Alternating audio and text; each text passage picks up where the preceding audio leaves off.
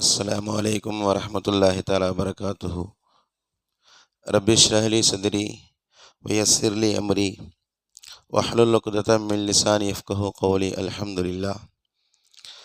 अल्हम्दुलिल्लाहि रब्बिल आलमीन वल आक़िबतु लिल मुत्तक़ीन। अस्सलातु वस्सलामु अला नबिय्यिल मुरसलीन व आलिहि व अस्हाबिहि अजमईन। अम्मा बाद फ़क़द क़ाल अल्लाहु तआला फ़िल क़ुरआनिल करीम वल फ़ुरक़ानिल मजीद बाद अऊज़ु बिल्लाहि मिनश शैतानिर रजीम बिफ़ज़्लि बिस्मिल्लाहिर रहमानिर रहीम। अल्लज़ीन ला युअतूनज़ ज़कात व हुम बिल आख़िरति हुम काफ़िरून। सदक़ल्लाहुल अलीयुल अज़ीम।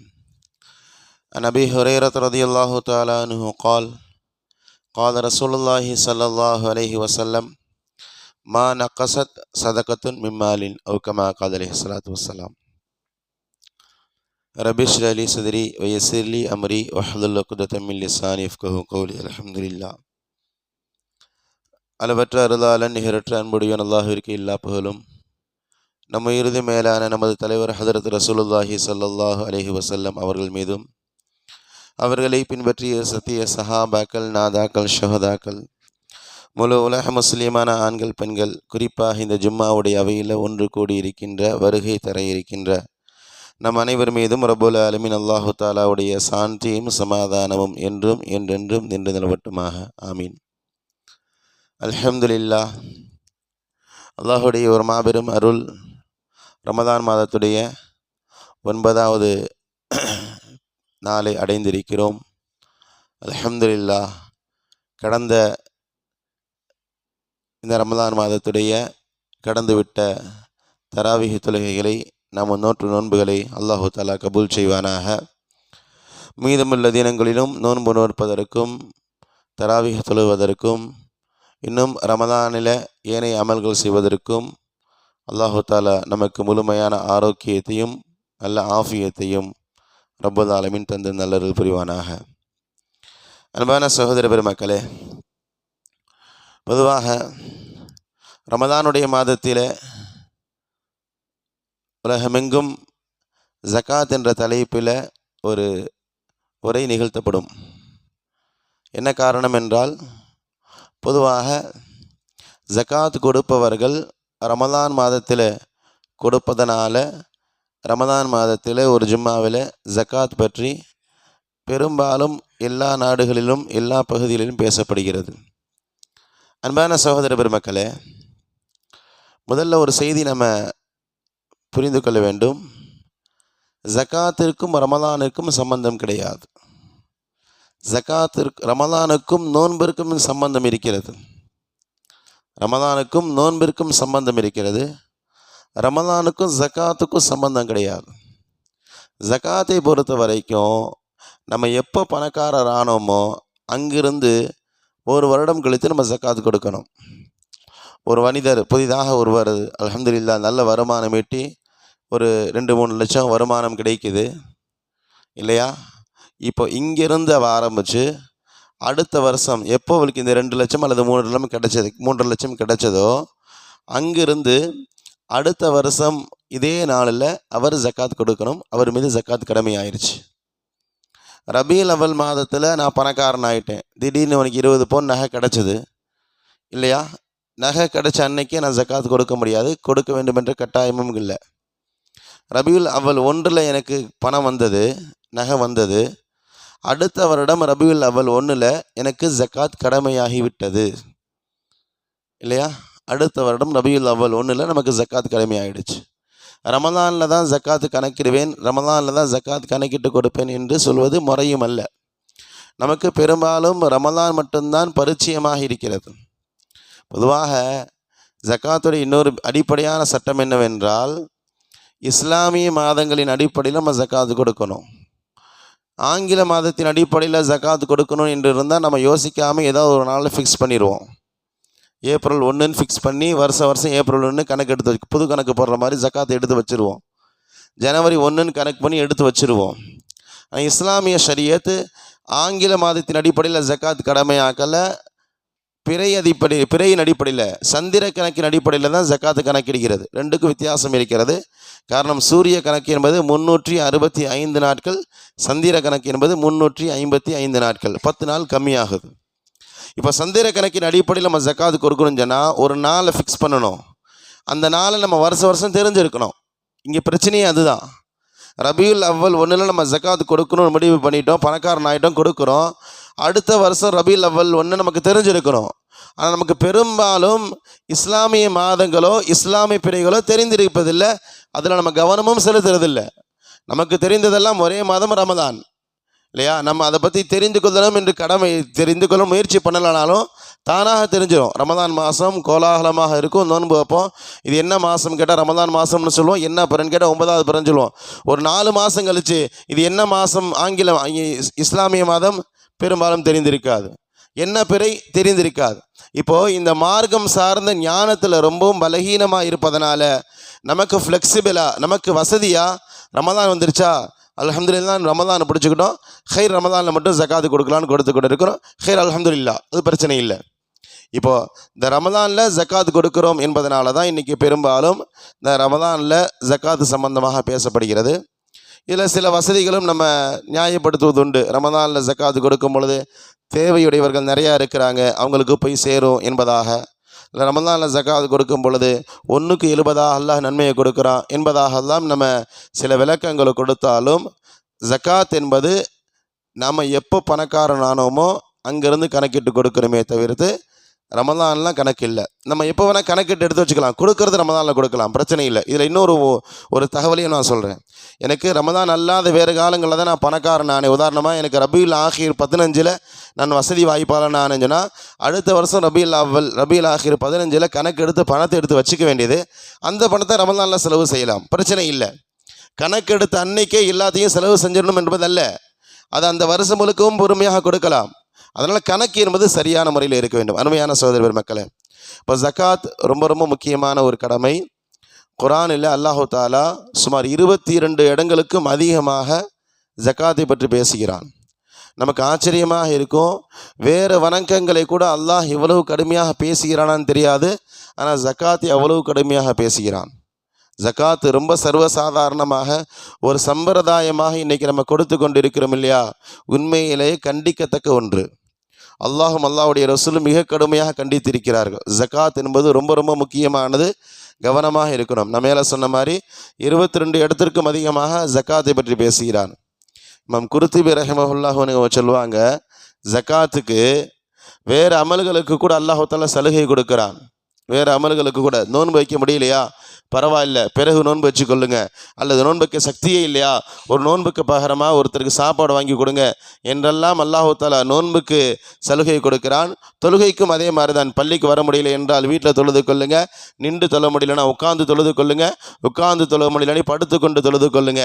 ஹஜ்ஜு கட்டாய கடமை, உடம்பு முடியலையா ஹஜ்ஜை பரவாயில்லை நீங்கள் தவிர்த்து கொள்ளுங்க என்றெல்லாம் பேசுகின்ற மார்க்கம் அல்லாஹ் தஆலா ஜக்காத்துக்கு எந்த விதமான சமரசமோ எந்த விதமான சலுகையோ கிடையாது. நான் சொல்றது புரிகிறதா? தொழுகை கூட அல்லாஹ் தஆலா சலுகை வழங்குகிறான், நோன்புக்கு அல்லாஹ் தஆலா சலுகை வழங்குகிறான், ஹஜ்ஜு போன்ற பெரிய அமல்களுக்கு கூட அல்லாஹ் தஆலா சலுகை வழங்குகிறான். ஜக்காத்திற்கு அல்லாஹ் தஆலா சலுகை வழங்கல. காரணம், ஜக்காத் என்பது அல்லாஹோடு மட்டும் சம்பந்தப்படல, ஹுகூகுல் இபாத், அல்லாஹ்வுடைய அடியார்கள் சம்பந்தப்படுகிறார்கள். தொழுகை என்பது எனக்கும் என்னுடைய ரப்புக்குமானது, நோன்பு என்பது எனக்கும் என்னுடைய ரப்புக்குமானது, ஹஜ்ஜு கூட எனக்கும் என்னுடைய ரப்புக்குமானது. ஆனால் ஜக்காத் என்பது அதில் அல்லாஹ்வுடைய அடியார்கள் சம்பந்தப்படுகிறார்கள். இதில் அல்லாஹு தாலா என்ன பார்க்கிறான்னு சொன்னால், நீ தொழுகையில் சலுகை கொடுத்தா பரவாயில்லை, மற்றவர்களுக்கு பாதிப்பு ஏற்படாது, நோன்பில் சலுகை மற்றவர்களுக்கு பாதிப்பு ஏற்படாது. ஆனால் ஜக்காத்தில் சலுகை கொடுத்தா மற்றவர்கள் பாதிக்கப்படுகிறார்கள், உன்னை சுற்றி இருக்கின்ற ஏழைகள் பாதிக்கப்படுகிறார்கள். அதனால் ஜக்காத்தில் சலுகை இல்லை. அல்லாஹு தாலா ஜக்காத்தில் சலுகை இல்லை என்பதற்கான மிகப்பெரிய பின்னணி இது. நம்ம பொதுவாக பல தடவை பேசியிருக்கிறோம். அல்லாஹ்வுடைய கடமைகளை கொஞ்சம் முன்ன பின்ன இருந்தால் அல்லாஹு தாலா அட்ஜஸ்ட் பண்ணிக்குவான். அடியார்களுடைய கடமையில் கொஞ்சம் முன்ன பின்ன இருந்தால் அல்லாஹ் ஒருபோதும் மன்னிக்கவே மாட்டான். இது எல்லாத்துக்கும் உண்டு. அல்லாஹ்வுடைய கடமைகளில் கொஞ்சம் மேலே கீழே இருந்தால் சரி பரவாயில்லைன்னு அல்லாஹ் பெருசுப்படுத்திக்குவான், பெரிய மனசோட நடந்து கொள்வான். அடியார்களுக்கு செய்ய வேண்டிய கடமையில் அநியாயம் செய்தால் நிச்சயம் அல்லாஹ் மன்னிக்க மாட்டான். ஒருவேளை பாதிக்கப்பட்ட அடியார் மன்னித்தால் மட்டுமே அல்லாஹ் மன்னிப்பான் என்பதுதான் ஒரு அடிப்படையான ஒரு தேரி. ஹைர், அருமையான சகோதர பெருமக்களே, ஜக்காத்தை அல்லாஹ் தஆலா எந்த விதமான சலுகையும் வைக்கல. பெருமானார் ஸல்லல்லாஹு அலைஹி வஸல்லம் அவர்கள் தன்னுடைய கடைசி காலத்தில் அருமையான சகோதர பெருமக்களே ஜக்காத்துடைய சட்டங்களை எழுதினார்கள். எந்த சட்டத்தையும் ரசூலுல்லாஹ் எழுதியதாக கிடையாது. நீங்கள் ரசூலுல்லாஹ்வுடைய வரலாறு எடுத்து பாருங்களேன். எல்லா சட்டங்களையும் பெருமானார் பேசியிருக்கிறார்கள், சஹாபாக்கள் எழுதுவார்கள். ஆனால் ஜக்காத்துடைய சட்டத்திற்கு மட்டும் ரசூலுல்லாஹ் ஆள் வைத்து ஜக்காத்துடைய சட்டத்தை எழுதுகிறாங்க. எதில் எவ்வளவு பொருள் கொடுக்கணும், ஜக்காத் யார் யாருக்கு கொடுக்கணும், ஜக்காத்துடைய சட்டங்கள் என்ன என்ற முழு விவரத்தை ரசூலுல்லாஹ் எழுதி தன்னுடைய வாளுடைய உரையில் வைக்கிறார்கள். தன்னுடைய வாளின் உரையில் வைக்கிறார்கள். அந்த வாளின் உரையில் வைத்ததற்கான காரணம், ஜக்காத்தை யாராவது மறுத்தால் அல்லது ஜக்காத்தில் யாராவது குளறுபடி செய்தால் என்னுடைய நாவு பேசாது, என்னுடைய வாள் பேசும் என்பதுதான் அந்த ரசூலுல்லாஹ்வுடைய அந்த செய்தி. அருமையான சகோதர பெருமக்களை, ஜக்காத்திற்கு அவ்வளவு முக்கியத்துவம் கொடுத்திருக்கிறார்கள். ரசூலுல்லாஹ்வுடைய வஃபாத்துக்கு, அதாவது ரசூலுல்லாஹ் வைத்ததற்கான காரணம், இஸ்லாமிய மார்க்கம் எங்கெல்லாம் பரவி இருக்கிறதோ அந்த ஆளுநர்களுக்கெல்லாம் இந்த சட்டங்களை ஒரு பிரதி எடுத்து கொடுக்கணும், ஜக்காத்துடைய சட்டங்களை இஸ்லாமிய சாம்ராஜ்யத்துக்கு சரியான முறையில் கொண்டு சேர்க்கணும் என்ற நோக்கத்தில் ரசூலுல்லாஹ் இந்த மாதிரி ஒரு அமைப்பை செய்கிறாங்க. ஆனால் ரசூலுல்லாஹ் சில தினங்களிலே வஃபாத் ஆகி விடுவதனால அபூபக்கர் ரலியல்லாஹு தஆலா அன்ஹு அவர்கள் ஆட்சிக்கு வந்த பிறகு இந்த பிரதியை, ரசூலுல்லாஹ் எழுதி வைத்த இந்த பிரதியை இஸ்லாமிய சாம்ராஜ்யம் எல்லோருக்குமே ஹஸரத் அபூபக்கர் சித்திக் ரலியல்லாஹு தஆலா அனுப்புகிறார்கள். நம்ம வரலாறு தெரியும் இல்லையா? ரசூலுல்லாஹி ஸல்லல்லாஹு அலைஹி வஸல்லம் வஃபாத்திற்கு பிறகு அபூபக்கர் ஹலீஃபாவாக பொறுப்பேற்ற பிறகு ஒரு கூட்டம் ஜக்காத் கொடுக்க மாட்டேன் என்பதாக அது முரண்டு பிடிக்கிறார்கள். நாங்கள் தொழுவோம், நோன்பு வைப்போம், எல்லா அமல்களும் செய்வோம், ஜக்காத் கொடுக்க மாட்டோம். ஹஸரத் அபூபக்கர் சித்திக் ரலியல்லாஹு தஆலா அன்ஹு ஜக்காத் கொடுக்க மாட்டேன் என்று சொல்லுவ நபர்களுக்கு மத்தியில் போர் செய்வேன் என்பதாக வாளை உருவினார்கள்.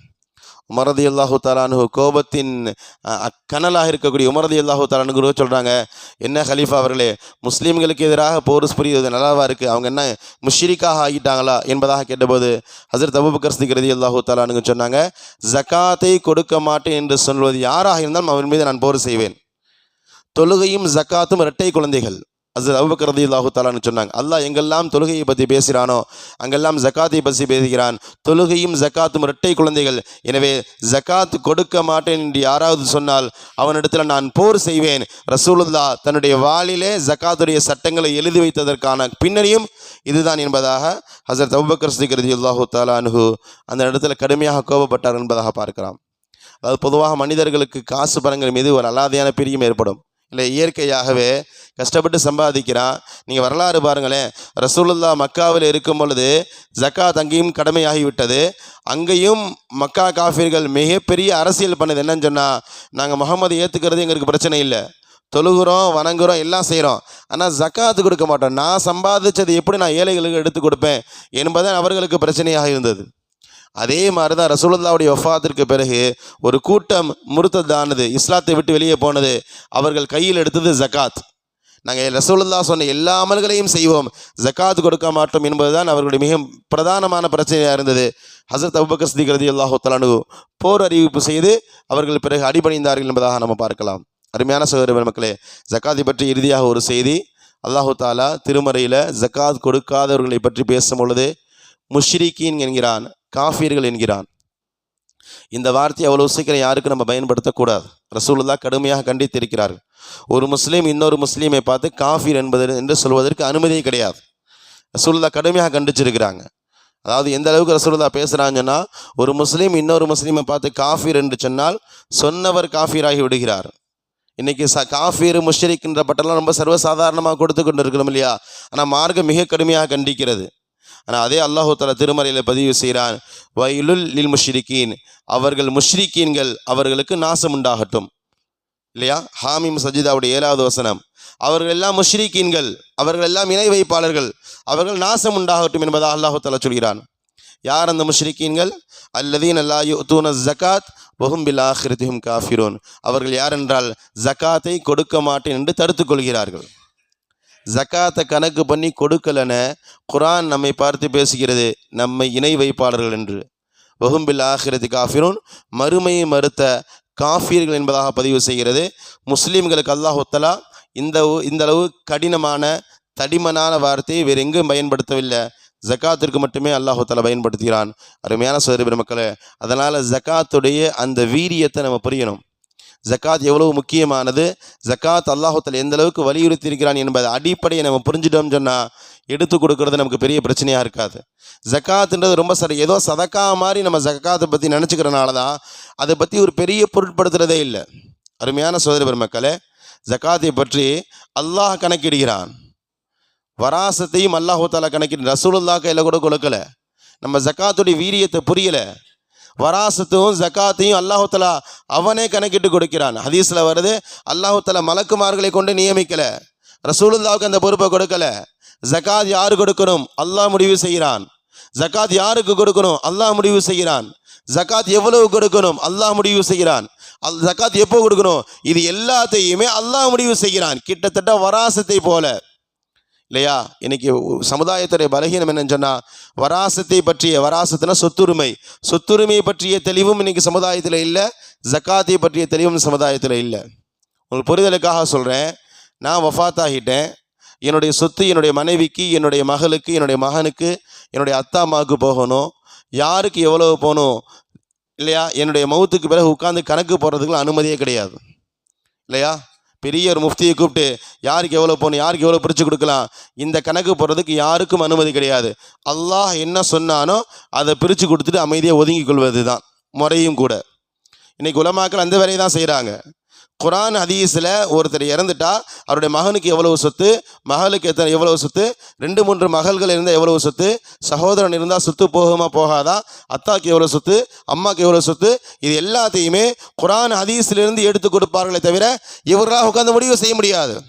என் பெரிய பையன் எனக்கு நிறைய பாடுபட்டு இருக்கிறான், அதனால் இவனுக்கு பங்கு கூட, என் பையன் சின்ன பையனை பார்க்கவே இல்லை அவனுக்கு கிடையாது, இந்த விளக்கமெல்லாம் இங்கே பேச முடியாது. வராசத்தை பொறுத்த வரைக்கும் யாருக்கு எவ்வளவு கொடுக்கணுன்ற முடிவு நம்ம கையிலே இல்லை. கிட்டத்தட்ட அதே போல தான் ஜக்காத்திற்கும், யார் கொடுக்கணும், எவ்வளவு கொடுக்கணும், எப்போ கொடுக்கணும், எப்படி கொடுக்கணும், இந்த எல்லா விவரத்தையுமே அல்லாஹ் முடிவு செய்து விட்டான். குர்ஆனில் பார்க்கலாம், வராசத்தை பற்றி பேசிவிட்டு அல்லாஹ் கடைசியில் சொல்வான், ஃபரீதத்து மினல்லாஹ், இது அல்லாஹ்வுடைய முடிவு என்பான். அதே போன்று தான் ஜக்காத்துக்கு அல்லாஹ் சொல்கிறான், ஃபரீதத்து மினல்லாஹ், இது அல்லாஹ்வுடைய முடிவு என்கிறான். கண்ணியமான சகோதர பெருமக்களே, ஜக்காத் என்பது ரொம்ப ரொம்ப முக்கியமான ஒன்று. ஜக்காத்தை நம்ம சரியாக கொடுக்கவில்லை என்றால் அல்லாஹ்வுடைய முடிவு மிக பயங்கரமானதாக இருக்கும் என்பதைத்தான் குர்ஆன் ஹதீஸிலிருந்து நமக்கு நிறைய தகவல்கள் கிடைக்கிறது. அடுத்ததாக ஜக்காத் சம்பந்தமான ஒரு முக்கியமான சில சட்டங்களை பார்த்துவிட்டு அது ஒழுக்கம் சம்பந்தமான சில தகவல்களோடு இன்ஷா அல்லாஹ் நான் சுருக்கமாக நிறைவுக்கு வருவேன். பொதுவாக ஜக்காத்தை பொறுத்த வரைக்கும் ஒரு ஸ்லாப் இருக்குது. மொத்த சொத்தில் 20% ஜக்காத்தும் இருக்குது. மொத்த சொத்தில் 10% ஜக்காத் இருக்கிறது. மொத்த சொத்தில் 5% ஜக்காத் இருக்கிறது. மொத்த சொத்தில் 2.5% ஜக்காத் இருக்கிறது இல்லையா? 20%, 100க்கு 20, 100க்கு 10, 100க்கு 5, 100க்கு 2, 4 ஸ்லாபில் ஜக்காத் இருக்குது. மனிதருடைய முயற்சி எதில் ரொம்ப குறைவாக இருக்கிறதோ அதில் ஜக்காத் கூட, மனிதருடைய முயற்சி எதில் அதிகமாக இருக்கிறதோ அதில் ஜக்காத் கம்மி. புரிதலுக்காக சொல்கிறேன், இஸ்லாமிய ஷரியத்தில் புதையல் கண்டெடுக்கப்படுகிறது. என்னுடைய இடத்துல புதையல் எடுக்கிறேன், இன்றைக்கி நமக்கு இந்த மாதிரி அரசாங்கத்தில் புதையல் எடுத்துட்டா அரசாங்கத்துக்கு போயிடும். இஸ்லாமிய ஆட்சியின் அடிப்படையில் எந்த இடத்துல புதையல் கிடைக்கிறதோ அந்த இடத்துக்குரிய அந்த புதையலை வைத்துக்கொள்ளலாம். இந்த புதையலில் இவருடைய முயற்சி எதுவும் கிடையாது, இதுக்கு யாரோ புதைச்சி வச்சு நமக்கு கிடைக்குது. இப்போது இதில் 20% ஜக்காத்து கொடுக்கணும். புதையல், என்னுடைய இடத்துல புதையல் இருந்தால் அந்த புதையிலிருந்து 20% ஜக்காத்து கொடுக்கணும். 80 நான் வைத்துக்கொள்ளலாம்.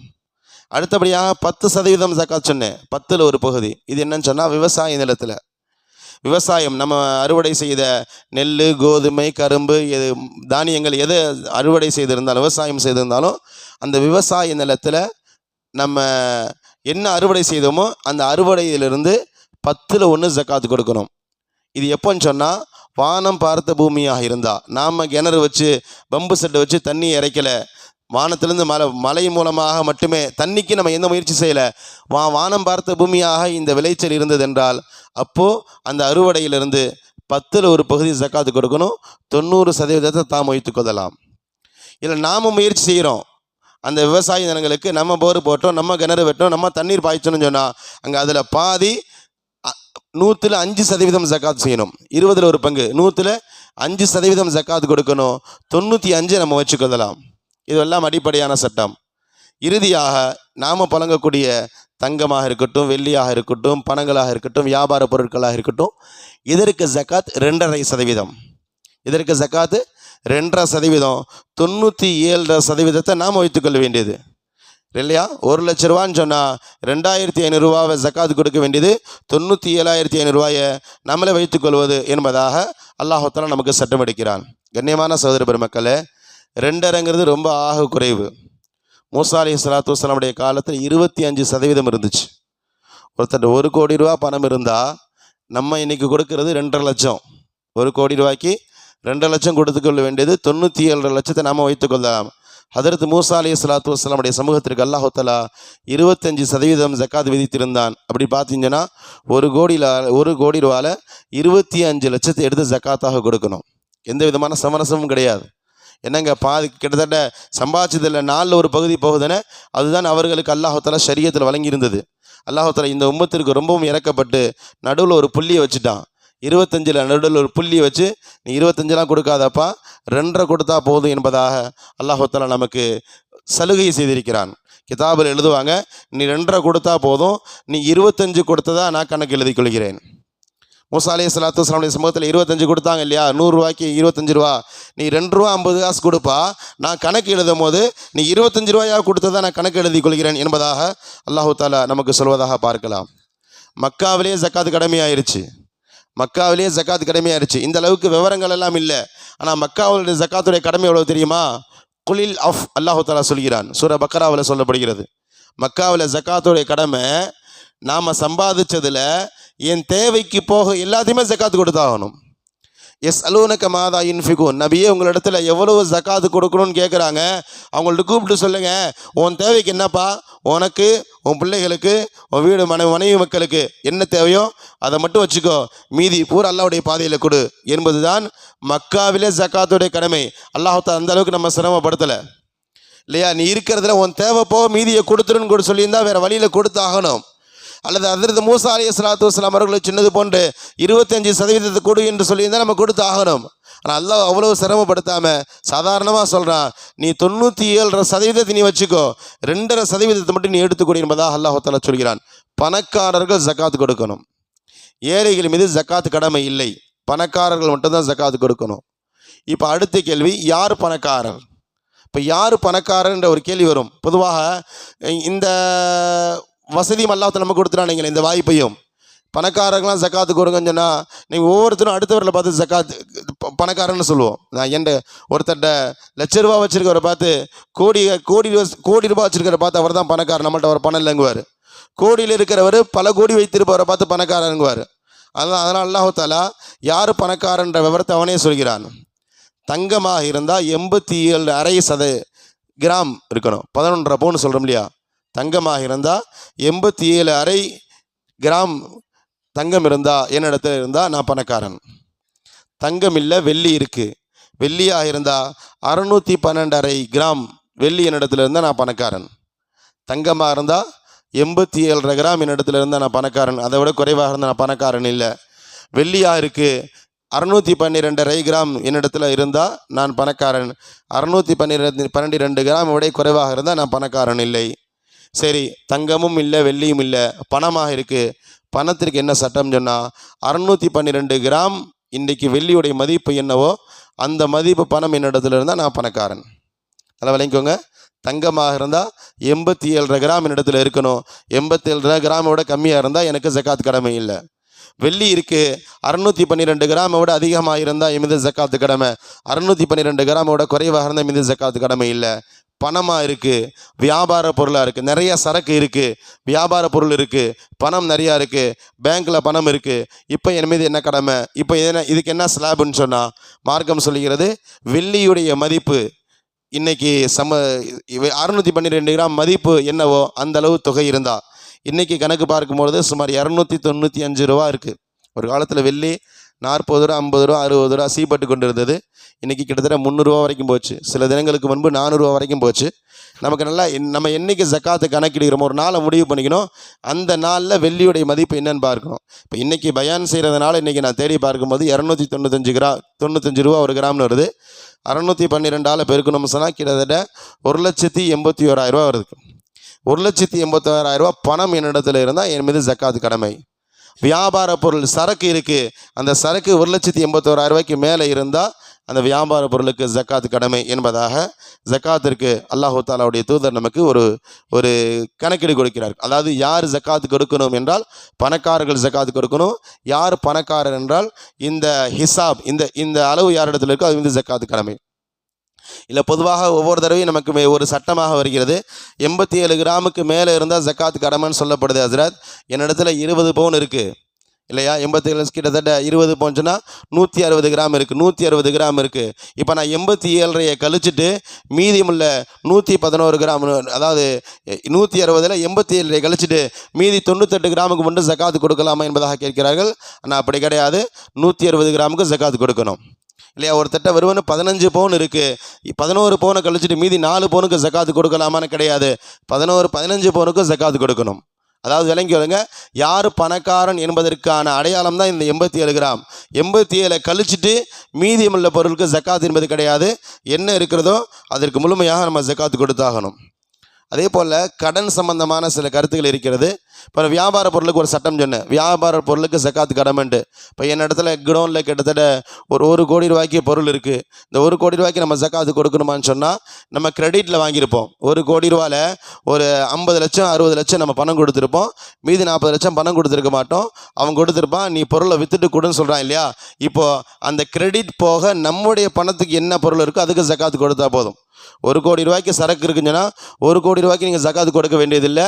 அதில் நீங்கள் உங்களுடைய பணம் கொடுத்து எவ்வளோ வாங்குனீங்களோ அந்த பொருளுக்கு மட்டும் ஜக்காத்து கொடுங்க. மீதமுள்ள பொருள் அவன் கடனாக கொடுத்துருக்கிறானா அதுக்கு ஜக்காத்து கடமை இல்லை என்பதாக அல்லாஹ் நமக்கு மார்க்கம் நமக்கு சொல்லி காட்டுகிறது. அதே போல் நிறைய பணம் இருக்குது, பல லட்சங்கள் என்னிடத்தில் இருக்குது. ஆனால் நான் பல பேருக்கு சிலருக்கு கடன் கொடுத்தாகணும் என்றால் கடனை கழித்து கொள்ள அனுமதி இருக்கிறது. உதாரணமாக என்னிடத்துல ஒரு 10 லட்ச ரூபா வீட்டில் இருக்குது, சொத்து, அதாவது வியாபார பொருளாக தங்கமா வெள்ளியா எல்லாம் சேர்த்து பார்க்கும்போது 10 லட்ச ரூபா என்னிடத்துல இருக்குது. ஆனால் நான் ஒருத்தருக்கு 5 லட்ச ரூபா கடன் கொடுக்கணும்னு சொன்னால் மார்க்கம் சொல்லுது அந்த 5 லட்சத்துக்கு கழிச்சிட்டு மீதி 5 லட்சத்துக்கு நீ ஜக்காத்து கொடு. ஏன்னா உன்னிடத்துல இருக்கக்கூடிய நீ 5 லட்சம் கடன் வாங்கியிருக்கிற இல்லையா, இது அடுத்தவருடைய பணம் உன்னிடத்துல இருக்குது, எப்போ வேணால் நீ கொடுத்தாகணும். அதனால் உனக்கு என்ன மில்கியத்தோ உன்னுடைய உரிமையில் எது இருக்கோ அதுக்கு மட்டும் நீ ஜக்காத்து கொடுத்தா போதும் என்பதாக மார்க்கம் நமக்கு சொல்லி காட்டுகிறது. அதே போல் கடன் சம்பந்தமாக அதிகமான சந்தேகங்கள் வரலாம். கடனுக்கு எவ்வளோ ஜக்காத் என்பதாக கடனை பொறுத்த வரைக்கும் நம்மளுடைய பணம் யாரிடத்துல அது கடனாக இருந்தால் அந்த கடனுக்கு இப்போது ஜக்காத் இல்லை, கடமை இல்லை. உதாரணமாக என்னுடைய 5 லட்சம் என்னுடைய நண்பர் இடத்துல இருக்குது, வாங்கி 2 வருஷம் ஆச்சு, நான் இப்போ இந்த 5 லட்சத்துக்கு ஜக்காத்து கொடுக்கணுமான்னு சொன்னால் என் கையில் இல்லை என்பதனால் அதற்கு நான் இப்போ ஜக்காத்து கொடுக்க வேண்டியதில்லை. அந்த 5 லட்சம் எப்போ என் இடத்துல வருதோ ஒரு 3 வருஷம் கழிச்சு வருதுன்னு சொன்னால் இந்த 3 வருஷத்துக்கு சேர்த்து மொத்தமாக ஜக்காத்து கொடுக்கணும். 5 வருஷம் கழிச்சு வருதுன்னு சொன்னால் அந்த 5 வருஷத்துக்கு சேர்த்து மொத்தமாக ஜக்காத்து கொடுக்கணும். இல்லை சார் எனக்கு எப்படியும் பணம் வந்துடும் நம்பிக்கை இருக்குன்னு சொன்னால் அந்த பணத்திற்கு எவ்வளோ ஜக்காத்து கணக்கிட்டு அப்பப்போ கொடுத்துக்கிட்டே இருந்தோம்னு சொன்னால் அந்த வரக்கூடிய பணம் எப்போ வருதோ அப்போ நம்ம இந்த வருடங்களுக்கு ஜக்காத்து கொடுக்க வேண்டியதில்லை. ஏன்னா நம்ம வருஷம் கொடுத்துறதுனால. இப்படி ஜக்காத் சம்பந்தமான முக்கியமான சில சட்டங்கள் எல்லாம் இருக்கிறது. பொதுவாக ஜக்காத்தை பொறுத்த வரைக்கும் ஒரு உரையில் பேசி முடிக்க முடியாது. இது ஒரு கேள்வி பதிலுமா நிகழ்ச்சி மாதிரி வச்சு கேட்கணும், சொல்லணும், விளக்கம் சொல்லணும். இப்போ தான் ஜக்காத்து முழுமையான புரிதல் கிடைக்கும். அதனால் வாய்ப்புள்ளவர்கள் தனியான முறையில் உங்கள் ஜக்காத் சம்பந்தமான விவரங்களை தனியாக கேளுங்க, இன்ஷா அல்லாஹ் விளக்கம் கொடுப்போம். இறுதியாக ஜக்காத்து சம்பந்தமான ஒரு ஒழுக்கங்களை மட்டும் சொல்லிக்கொண்டு நான் முடித்துக் கொள்கிறேன். ஜக்காத்துக்கு நியத் அவசியம். நியத் இல்லாமல் ஜக்காத்து கொடுத்தா ஜக்காத் கூடாது. சும்மா கொடுத்துட்டோம் பிறகு ஞாபகம் வந்து இந்த ஜக்காத்தை வச்சுக்கலாமா அப்படின்னு நினச்சா முடியாது. நம்ம ஜக்காத்து கொடுக்கும் பொழுது நியத் வைக்கணும். நம்ம பணத்தை எடுத்து வைக்கும் போதே நியத்தோடு எடுத்து வச்சிடலாம். அப்படி எடுத்து வைக்கலை அப்படின்னாலும் கொடுக்கும் போது இது ஜக்காத்துடைய பணம்னு நம்ம நியத் வச்சுக்கொள்ளணும். யாருக்கு நம்ம ஜக்காத்து கொடுக்குறோமோ அவர்களுக்கு இது ஜக்காத்துடைய பணம்னு தெரிய வேண்டும் என்ற அவசியம் இல்லை. சொன்னால் பிரச்சனை இல்லை, ஆனால் அவர்கள் இது ஜக்காத்துடைய பணம்னு கட்டாயமாக சொல்ல வேண்டும் என்ற அவசியம் இல்லை. ஜக்காத்தை பொறுத்த வரைக்கும் நமக்கு நியத் அவசியம். பொதுவாக இது எங்கே அதிகமாக குழப்பம் ஏற்படுஞ்சுன்னா மனைவிக்கு நம்ம ஜக்காத்து கொடுப்போம் இல்லையா, மனைவியுடைய சட்டத்தை விளங்கிக்கொள்ளுங்க. மனைவியுடைய நகைக்கு நம்மின் மீது ஜக்காத்து கடமை இல்லை, அவளுக்கு தான் கடமை. என் மனைவிட்ட ஒரு 50 பவுன் நகை கடை இருக்குதுன்னா அந்த 50 பவுனுக்கு நம்ம உரிமையாளர் இல்லை, நம்ம மீது ஜக்காத்து கடமை இல்லை, அந்த அம்மா தான் கொடுக்கணும். நம்ம எல்லாம் நல்லது கெட்டது நம்ம தான் பார்க்குறோன்றதுனால நம்ம கொடுக்குறதா இருந்தால் அந்த அம்மாட்ட அனுமதி கேட்கணும். உன் பொருளுக்கு நான் ஜக்காத்து கொடுக்கலான்னு இருக்கேன், நீ அனுமதி கொடுக்குறியான்னு கேட்கணும். அந்த அம்மா அனுமதி கொடுத்தா மட்டும்தான் அந்த ஜக்காத்து நிறைவேறும். அந்த அம்மா அனுமதி கொடுக்கலன்னா ஜக்காத்து நிறைவேறாது. முதல்ல மனைவிக்கு பொருளுக்கு ஜக்காத்து கொடுக்குறதா இருந்தால் உடையவர்கள்ட்ட நம்ம அனுமதி கேட்டு தான் ஜக்காத்து கொடுக்க முடியும்.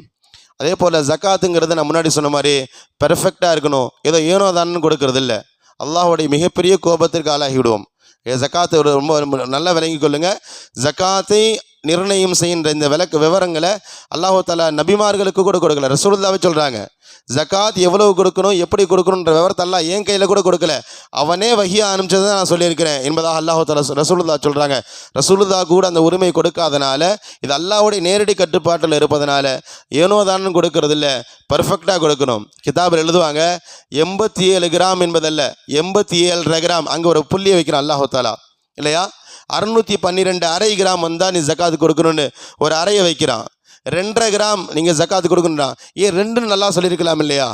3% ஜக்காத்து கொடுக்கணும்னு சொல்லியிருக்கலாம் இல்லையா? ஏன் 2.5ன்னா எல்லாம் அங்கே ஒரு பர்ஃபெக்ட் எதிர்பார்க்குறான்.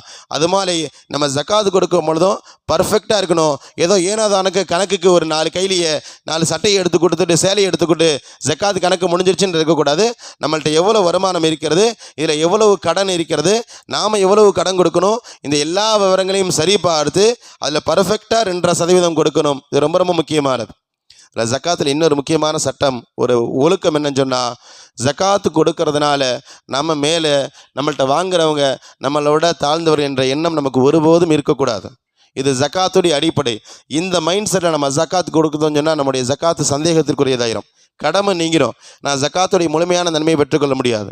ஏன்னா அடிப்படை விளங்கி கொள்ளுங்க, ஜக்காத்துங்கிறது நம்முடைய பொருள் அல்ல. நான் தான் கொடுக்குறேன், என்கிட்ட 1 லட்ச ரூபா இருக்குது, 2500 எடுத்து கொடுக்குறேன். இந்த 2500 என்னுடையது அல்ல என்பதை முதல்ல நம்ம விளங்குறோம். அல்லாஹ் தஆலா திருமறையில் சொல்லினான், ஹுத் மின் அம்வாலிக்கும், நபியே அவர்களிடமிருந்து ஜக்காத்து பொருளை நீங்கள் எடுங்கன்றான். இந்த வார்த்தை எப்போ பயன்படும் சொன்னால், என் பொருளை ரசூலுல்லாஹ் எடுக்க முடியாது, என்னுடைய பொருளை அரசாங்கம் எடுக்க முடியாது. ஆனால் அல்லாஹ் சொல்கிறான் அரசாங்கத்தை பார்த்து, நீங்கள் அவனிடத்தில் ஜக்காத்தை எடுங்கன்றான். எப்போ எடுங்க என்று வந்துருச்சோ அது என்னுடைய பொருள் அல்ல, என்னிடத்தில் இருக்கிறது, அவ்வளவுதான். என்னிடத்துல இருக்கிறது, அவ்வளவுதான். அது என்னுடைய பொருள் அல்ல. ஏதோ நாம கொடுத்தனால தான் அவங்க நல்லா இருக்கிறாங்க என்ற மாதிரியான சிந்தனை நம்ம இடத்துல இருந்தால் அல்லாஹ் பாதுகாக்கணும். நம்முடைய ஜக்காத் முழுமையாக ஃபசாதாயிரும், முழுமையாக ஒன்றும் இல்லாமல் ஆயிரும். அல்லாஹ் கொடுக்குற இடத்துல நம்ம வச்சிருக்கிறோம், அல்ஹம்துலில்லாஹ், இது நம்முடையதல்ல என்ற மனநிலை நமக்கு ரொம்ப முதல்ல வைக்கணும். ஒரு அலி ரலியல்லாஹு தஆலா சொன்னாங்க, ஒருவேளை உன்னை வாங்குற இடத்துல வச்சு நீ யாருக்கு கொடுக்குறியோ அவனை கொடுக்குற இடத்துல அல்லாஹ்க்கு அவனை என்ன பண்ண முடியும்? இப்போ இன்றைக்கி வசதி வாய்ப்போடு இருக்கிற, அல்ஹம்துலில்லாஹ் கொடுக்குற, இதே அடுத்த வருஷம் அவன் வசதி வாய்ப்பு பெற்று நீ வாங்குகிற நிலைமையில் இருந்தால் என்ன பண்ணுவ என்பதாக கேட்பார்கள். அதனால் ஜக்காத்தை பொறுத்த வரைக்கும் இது நம்முடையது அல்ல, நம்மிடத்தில் இருக்கிறது. அதாவது ரொம்ப அழகாக ஒரு செய்தி சொல்லுவாங்க. நம்ம ஒரு முதலாளியாக இருக்கிறோம், நம்மகிட்ட ஒருத்தர் வேலை செய்கிறாரு, வேலையெல்லாம் முடிஞ்சு கூலி கொடுக்கும் போது நம்ம இடத்துல என்ன மனதில் இருக்கணும்? நம்ம காசு கொடுக்குறோன்னு நினைப்போமா, அவருடைய ஹக்குன்னு சொல்லுவோமா? இது அவருடைய பணம், என்னிடத்துல இருக்குது, ஆனால் வேலை பார்த்ததுக்கு சம்பளம் கொடுக்குறோம், இது என்னுடைய பணம். சதக்கா இல்லை, தான தர்மம் இல்லை, போனா போதுன்னு கொடுக்கறது இல்லை, வேலை பார்த்ததுக்கு பணம் கொடுக்குறோம். அதே மாதிரி தான் ஜக்காத்தும் அதே மனநிலையில் தான். என்னிடத்துல இருந்தாலும் அது என்னுடையதல்ல, அது வெளியே போனாதான் நான் அல்ஹம்துலில்லாஹ் பரிசுத்தம் அடைவேன் என்ற சிந்தனை இருக்குது. இந்த இடத்துல இந்த ஜக்காத்தில் கவனிக்க வேண்டிய ஒன்று. சதக்காவுக்கும் ஜக்காத்துக்கும் வித்தியாசம் எழுதுவார்கள். கூடிரும், நான் அடுத்து சொல்லக்கூடிய செய்தி கூடிரும். ஆனால் பேஸ் என்னஞ்சுன்னா ஜக்காத்தை நாம் போய் கொடுக்கணும். சதக்காவை பொறுத்த வரைக்கும் வர வச்சு கொடுத்துக்கலாம், வாங்க வர்றவங்களுக்கு நம்ம ஏதோ ஒன்று கொடுத்துக்கிறோன்னு, ஏன்னா அது கடமை இல்லை. ஆனால் ஜக்காத்துங்கிறது கடமைங்கிறதுனால நமக்கு தேவை இருக்குது, கொடுக்கணுன்றது நம்முடைய தேவை, சதக்கான்றது நம்முடைய தேவை இல்லை. நல்லா புரியுற மாதிரி சொல்கிறேனே, சதக்கா 4 பேர் வராங்க, ஏதாவது இருக்குது அதை கொடுங்க பாவான்றாங்க, நம்ம கொடுக்குறோம், அது கொடுக்கலாட்டி நம்ம குற்றவாளி ஆக மாட்டோம். ஆனால் ஜக்காத்து கொடுக்கலாட்டி நம்ம குற்றவாளி ஆகி விடுவோம். கொடுத்தே நம்ம என் பொருளிலிருந்து 2% கட்டாயமாக எடுத்து நான் கொடுத்தே ஆகணும். இங்கே கொடுக்கலாட்டி நான் குற்றவாளி ஆகிடுவேன். அதனால் சதக்காவையும் ஜக்காத்தையும் குழப்பிக் கொள்ளக்கூடாது. சதக்கா வர்றவங்கள்ட்ட கொடுத்துக்கலாம், ஜக்காத்து நாம் போய் கொடுக்கணும். நீ வாப்பா என் ஜக்காத்தை வாங்கிக்கோன்னு சொல்கிறது இல்லை, எனக்கு தேவை இருக்குது, கொடுக்கலாட்டி எனக்கு பிரச்சனையாயிரும். என்னுடைய ஜக்காத்தை பிரித்து நான் கொடுக்கலன்னு சொன்னால் மீதமுள்ள சொத்தும் பிரச்சனையாயிரும், மறுமையில் பிரச்சனையாயிரும். எனக்கு தேவை இருக்கிறது, எனக்கு நீடு இருக்கிறதுனால ஜக்காத்து கொடுப்பவர்கள் சென்று போய் கொடுக்கணும் என்பதாக சொல்கிறார்கள். இறுதியாக ஜக்காத்து சம்பந்தமான மிக முக்கியமான ஒரு செய்தியை நான் சொல்லி முடித்துக்கொள்வேன். ஜக்காத்தின் மீது ஒரு உறுதியான நம்பிக்கை வேணும். ரசூலுல்லாஹ் பேசுகிறாங்க, நீ ஜக்காத்தை எடுத்து கொடுங்க, உங்களுடைய பொருட்கள் ஒருபோதும் குறையாது. முஸ்லீம் ஷெரீஃபில் 2588வது செய்தி. ஹஸரத் அபூ ஹுரைரா ரலியல்லாஹு தஆலா அன்ஹு அறிவிக்கிறாங்க, மா நக்கஸத் ஸதகத்து மிம்மாலின், ஜக்காத்தின் மூலமாக பொருளாதாரத்தில் குறைவு ஏற்படாது. சில நேரங்களில் நண்பர்கள் நம்ம இடத்துல கூட பேசுகிறது பார்க்குறோம், ஹஸரத் நிறையா வசதி வாய்ப்பு அல்ஹம்துலில்லாஹ் பணம் நிறையா இருக்குது, இப்போ ஜக்காத்துன்னு கணக்கு பண்ணால் அதுவே பல லட்சங்கள் வருது இல்லையா. பொதுவாக ஜக்காத்து கணக்கில் ஒரு 1000 2000 சில 5000 10,000 வந்து எடுத்து கொடுக்குறது நமக்கு பெருசாக தெரியாது. ஆனால் கணக்கு பண்ணும் போதே அது பல லட்சங்கள் வரும்போது ஒரு வருடல் ஏற்படும். என்னப்பா ஜக்காத்து இவ்வளோ பணம் வருதா அப்படின்ற எண்ணம் ஏற்படும் இல்லையா. அல்லாஹுடைய தூதர் சொல்கிறாங்க, அது எவ்வளோ கோடியாக இருந்தாலும் பரவாயில்லை, நீ கொடு, உன்னுடைய முதல்ல எந்த விதமான குறையும் ஏற்படாது. உன்னுடைய முதல்ல இதில் ஒரு அடிப்படையை புரிஞ்சுக்கணும். நம்ம கொடுக்கறது பல லட்சங்கள், 10 லட்சம் ஜக்காத்து கடமைனாலும் நல்லா விளங்கி கொள்ளுங்க, 2.5% தான் கொடுக்குறோம். அது மாதிரி 97% நம்ம இடத்துல இருக்குது இல்லையா. 97% நம்ம இடத்துல இருக்குது. 1 லட்ச ரூபா நம்ம ஜக்காத்து கொடுக்குறோம் சொன்னால் நம்ம இடத்துல 39 லட்சம் இருக்குது. 39 லட்சத்தை வச்சு தான் நீ 1 லட்சம் கொடுன்னு அல்லாஹ் தஆலா சொல்கிறான். அதனால் ஜக்காத்து கொஞ்சம் அதிகமாக போகும்போது நமக்கு ஒரு எண்ணம் ஏற்படும், என்னப்பா இவ்வளவு கொடுக்குறோமே என்பதாக. இந்த எண்ணத்தை ஷைத்தான் போடுகிறான். இயல்பாக ரசூலுல்லாஹ் தெளிவுபடுத்தி விட்டாங்க, அஷ்ஷைத்தானு யஇதுகுமுல் ஃபக்ர, கொடுக்கிறத ஷைத்தான் ஒருபோதும் விரும்ப மாட்டான். என்னப்பா இப்படி கொடுக்குற, 100 500 கொடுக்கும் போது ஷைத்தான் வர வரமாட்டான், 1000 10,000 கொடுக்கும்போது ஷைத்தான் வரமாட்டான், லட்சங்களில் ஜக்காத்து கொடுக்கும்போது ஷைத்தான் வந்து நின்றுவான். நீ இப்படியே கொடுத்துக்கிட்டே இருந்தீங்கன்னா நாளைக்கு உன் பிள்ளைக்கு என்ன பண்ணுவேன், இப்படியே கொடுத்துட்டே இருந்தீங்கன்னா நாளைக்கு உன்னுடைய சந்ததிகளுக்கு என்ன ஆகும் என்பதாக சில குழப்பங்களை ஷைத்தான் போடுவான். அருமையான சகோதர மக்களை, அல்லாஹ் தஆலா சொல்கிறான், இது ஷைத்தானுடைய திண்டுதல். ஷைத்தானுக்கு ஒருபோதும் நீங்கள் அடிபணிந்து விடாதீர்கள். என்ன கணக்கோ அதை கொடுத்துட வேண்டியதான். அது கோடிகளாக இருந்தாலும் அது என்னுடையதல்ல என்ற மனதிலே நம்ம இடத்துல இருக்க வேண்டும். இறுதியாக ஜக்காத் சம்பந்தமாக ஜாமியு சகீருடைய 7888வது செய்தி. அபூ ஹுரைரா ரலியல்லாஹு தஆலா அன்ஹு சொல்கிறாங்க, ஜக்காத்தை கொடுக்கலன்னு சொன்னால் நம்மிடத்தில் இருக்கிற பொருளும் நாசமாகிவிடும். மா காலத்து சதக்கத்து மாதன் இல்லாஹலக்கத்து, கடுமையான எச்சரிக்கை ரசூலுல்லாஹ் பேசுகிறாங்க. நான் ஜக்காத்து கொடுக்க மாட்டேன், இது எனக்கான தேவை, நான் சம்பாதிச்சது, நான் ஏன் கொடுக்கணும், இது மாதிரி ஏதாவது ஒரு வியாக்கியானம் சொல்லி நம்ம ஜக்காத்து பணத்தை நம்ம வச்சுக்கிட்டோம்னு சொன்னால் அல்லாஹ் பாதுகாக்கணும், நம்மிடத்தில் இருக்கக்கூடிய எல்லா பொருளும் மொத்தமாக வெளியே போயிடும். இல்லாஹலக்கத்துக்கும் ரசூலுல்லாஹ் சொல்கிறாங்க, அந்த ஜக்காத்து பணம் என்னுடைய மொத்த சொத்தையும் அழிச்சு விடும்.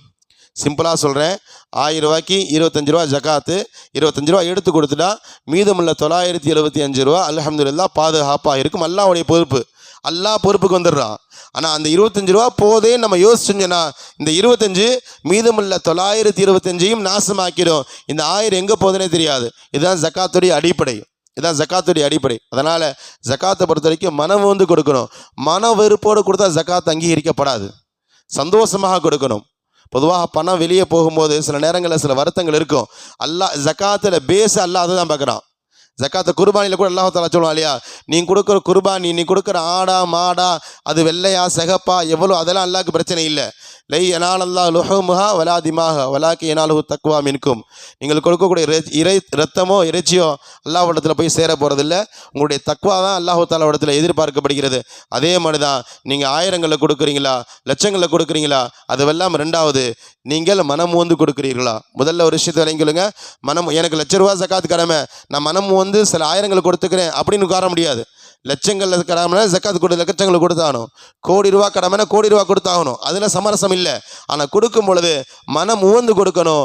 கொஞ்சம் மனம் ஒப்பாமல் நம்ம கொடுத்தோம் வைத்தோம் என்றால் நம்முடைய ஜக்காத்து மிகப்பெரிய பிரச்சனையாகிவிடும். அதை நம்ம கொடுக்கறதுல கவனம் இல்லாமல் நம்ம கொடுத்தோம்னு சொன்னால் மீதமுள்ள நம்முடைய சொத்துகளும் அழிந்து விடும் என்ற எச்சரிக்கையும் இந்த ஹதீஸ்களின் மூலமாக நமக்கு கிடைக்கிறது. அருமையான சகோதர பெருமக்களே, அந்த அடிப்படையில் ஜக்காத் சமுதாயத்துடைய உயிர் நாடியாக இருக்கிறது. ஜக்காத்தி பற்றி அல்லாஹ் சொல்லும் பொழுது சமுதாயம் ஒரு பேலன்ஸாக இயங்க வேண்டும் என்றால் அங்கே ஜக்காத்தை நம்ம கடமையாக்கி இருக்கிறோம் என்பதை அல்லாஹ் தஆலா சொல்லி காட்டுகிறான். அந்த அடிப்படையில் ஜக்காத்துடைய கணக்கீடுகளை சரியான முறையில் செய்வோம். சரியான நபர்களுக்கு ஜக்காத்தை கொண்டு சேர்ப்போம். அல்லாஹும் அல்லாஹுடைய ரசூலும் ஜக்காத்து சம்பந்தமான எந்தெந்த வழிகாட்டுதலை நமக்கு வழங்கினார்களோ அந்த வழிகாட்டுதலின் அடிப்படையில் நம்முடைய ஜக்காத்துகளை நிறைவேற்றுவோம். அல்லாஹ் தஆலா அந்த நல்ல நசீபை நம் அனைவருக்கும் தந்து நல்லது புரிவானாக. வாஹிர் தவான் அல்ஹம்துலில்லாஹி ரப்பில் ஆலமீன். அஸ்ஸலாமு அலைக்கும் வரஹ்மத்துல்லாஹி வபரகாத்துஹு. சுன்னத்துல் வாதம் தொழுது கொள்ளுங்கள்.